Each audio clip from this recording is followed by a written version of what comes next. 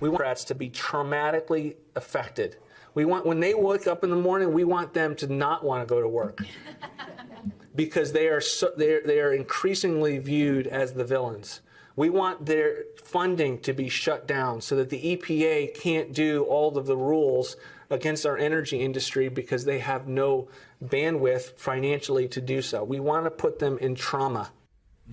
Okay, that was Project 2025 architect Russell Vought speaking to a conservative group in 2023, explaining what a second Trump administration would mean for unelected federal workers. Vought currently serves now as the director of the Office of Management and Budget in the Trump administration, which has been involved in the downsizing of the federal government. Joining us now, staff writer at The Atlantic, David A. Graham. He is the author of the new book entitled The Project, How Project 2025 is Reshaping America. David, thank you so much for being with us. You know, I'm so glad our crack staff, who gets so much sleep working through the night, actually got that quote, because I think it's one of the most important quotes to understand when all the chaos was unfolding the first month.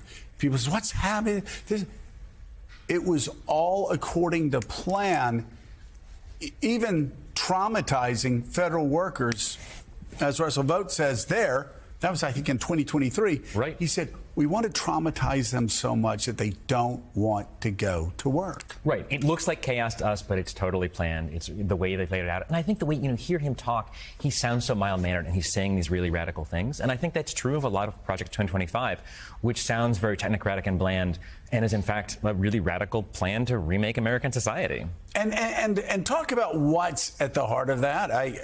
Republican came in 1994. We wanted to get rid of 4 cabinet agencies. We wanted to downsize the federal government.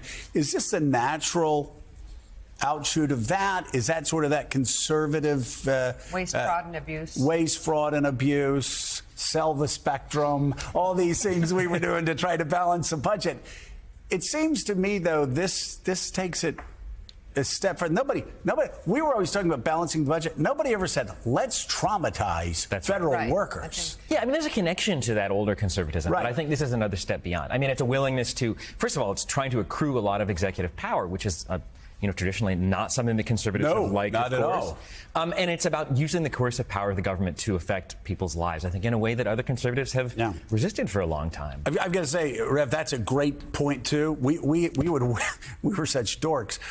We'd wear Article 1 buttons, basically saying it starts with us. Funding starts with us. Don't try to do anything. We were against the imperial presidency. That's completely changed, too. Yeah. That's completely changed. And one of the things I think is important about David's book is that those of us that have opposed this administration, whether it's the left or civil rights people or whatever, don't understand they have a plan. And your strategy has to address their plan, because you could inadvertently help their plan by adding to the trauma and the drama and doing things that feed right into the image they want to counter you. Talk about how methodical their plan is, and you have to have a methodical counter plan if you're going to win this. That's right. I mean, it's amazing for them to lay this out. They put this on the internet 18 months before the election, and people kind of ignored it. We talked about it a little during the election last year, but I think people just didn't really understand how sweeping it was. And when I sat down to read the whole thing, even having read bits and pieces a lot, I was shocked at just how radical it was and how sweeping it was. So in fairness, we should remind people the Harris campaign made this the centerpiece of their argument against Donald Trump. They said, read Project 2025 if you want to know what the second Trump administration would look like. And here it is. Donald Trump, during the campaign, said, I don't know anything about it. I don't know who those people are. It's what he does. So let's be more specific about how some of that document has now been translated into policy in the country. What have we seen in these first couple of months? Well, I think so much of what we've seen, whether it's the executive orders on day 1 and on day 2, and since then, those are straight from a playbook they put out. You look at the layoffs of federal workers. You see attempts to close the education department. It's just point by point right from here. And I think the thing that gets missed is people talk about the policies, but it's so much a scheme for how to rework the entire shape of government. And that's something that I think maybe didn't come through during the campaign. So, David, tell us what's still to come, because I know you recently wrote about how you feel like what Project 2025's next focus, the administration's next focus, might be actually on the family. Explain that. Yeah, I think the focus on the family is maybe the most important thing for a lot of the authors. They care very deeply about this. They want a very traditional Christian family, biblically based vision, fathers working, mothers raising children. Obviously, anti-abortion policy is a big part of this. And because this is so deeply held, it sort of suffuses the whole project. I think this is something we haven't seen a lot so far, but it's going to be very important in the months and years to come. How do you implement that through? Because again, this is the sort of thing that conservatives, small government conservatives, would say, stay out of our homes. That's we'll right. Take care of ourselves. Through every part of the government. So that's the Department of Health and Human Services. That's using the Department of Labor to track statistics. It's using, you name it. Every department, it becomes part of the scheme. David, let me ask you really quickly. Do you think the administration and maybe Russell Vought and other people are surprised at something that I will say didn't surprise me at all? The pushback.